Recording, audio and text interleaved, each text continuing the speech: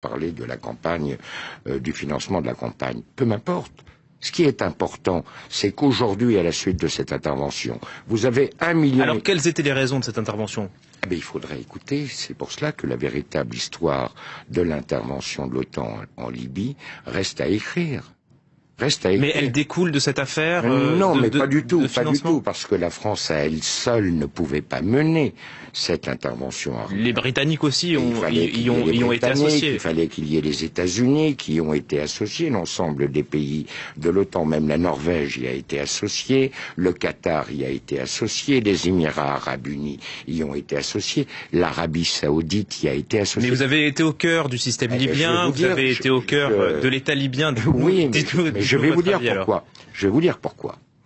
Je pense que Kadhafi a signé son arrêt de mort lorsqu'il a décidé de créer une monnaie commune à l'Union africaine. Car je vous rappelle que la Libye fait partie de l'Union africaine. Que le siège de cette banque, de la banque qui devait émettre cette monnaie, avait déjà été fixé au Cameroun. Je vous rappelle que dans le cadre du financement de cette banque, l'État libyen apportait 90% du capital requis. Ce qui permettait ainsi à l'Union africaine de sortir des griffes, ou des pays membres de l'Union africaine, de sortir des griffes des bailleurs de fonds internationaux dont l'aide repose sur le dollar. Ça a été pour lui une erreur cardinale. Car à partir du moment où il a pris cette décision... C'était en quelle année? C'était en 2008-2009.